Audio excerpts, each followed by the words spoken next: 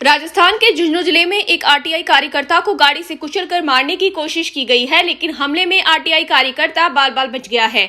घटना सीसीटीवी कैमरे में कैद हो गई है। वहीं कोतवाली पुलिस का घटना के बाद लापरवाही भरा रवैया भी सामने आया है। घटना के बाद मौके पर पहुंचे कोतवाली थाने के एसआई महेश कुमार से जब मीडिया कर्मियों ने मामले की जानकारी जानी चाही तो वे बोले कि पहले रिपोर्ट तो आने दो, यदि दोनों पक्षों में समझौता हो गया तो जिससे साफ साफ जाहिर होता है कि वारदात के बाद भी पुलिस समझौते का इंतजार कर रही है, क्योंकि आरटीआई कार्यकर्ता ने शहर के 3 नामचीन बिल्डरों समेत 4 जनों पर उसे जान से मारने का षड्यंत्र रचने का आरोप लगाया है।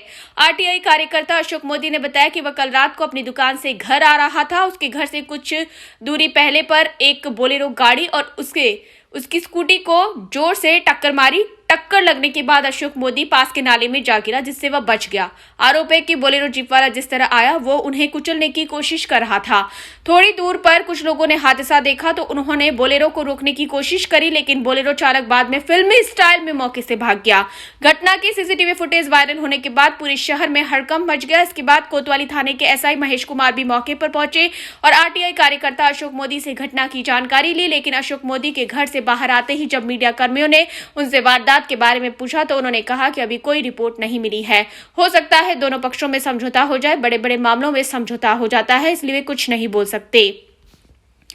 कमल हाइट्स के पास बन रही बिल्डिंग है। अशोक मोदी ने बताया कि शहर के कुछ बिल्डरों द्वारा कमल हाइट्स के पास एक बिल्डिंग बनाई जा रही है जो नियमों के विरुद्ध है और अवैध निर्माण है। उन्होंने इस बिल्डिंग पर स्टे ले रखा था, लेकिन पिछले 7-8 दिन से इस बिल्डिंग का निर्माण फिर से शुरू कर दिया गया, जिसके बाद वे लगातार शिकायत कर रहे थे। इसी दरमियान उनके पास अलग अलग तरीकों से बिल्डरों द्वारा धमकियां दी जा रही थी कि उसे जान से मार देंगे यदि शिकायत की। तो एक बिल्डर की कॉल रिकॉर्डिंग मौजूद है।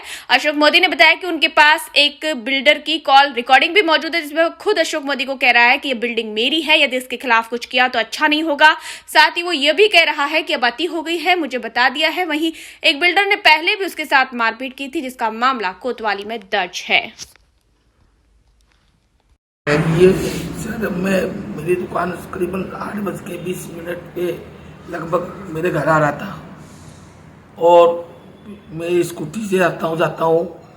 मैं जब मेरे घर से पास में 20 मीटर दूरी पे पहुँचा तो पीछे से एक वाहन अचानक आया और उसने मेरे को साइड में, जब मैं था तो उसने अचानक मेरे वाहन को टक्कर मारी और मेरे को नीचे गिरा। मतलब मैं जानलेवा हमला के हिसाब से उसको टक्कर मारी गई और मैं मरते मरते बचा।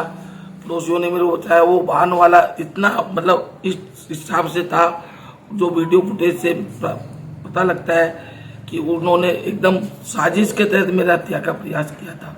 ये हत्या करने वाले कौन कौन हो सकते हैं? ये सर मैं कुछ लोगों की आरटीआई के तहत शिकायतें दर्ज करा रखी है, तो उनकी राजस्थान हाईकोर्ट में पिटीशन भी लगा रखी है और राजस्थान हाईकोर्ट में पिटीशन भी लगा रखी है और इसमें राजस्थान हाईकोर्ट रेरा के अंदर रजिस्टर्ड नहीं होने के कारण वहाँ भी मैंने स्टे ले रखा है। उसके बाद भी इन्होंने 8 दिन से निर्माण कार्य चालू कर रखा है, जिसमें पहला नाम है प्रदीप वाटोदिया, दूसरा नेमीचंद अग्रवाल, एक कमल केजरीवाल और एक विशाल अग्रवाल है, नेमी का पुत्र है।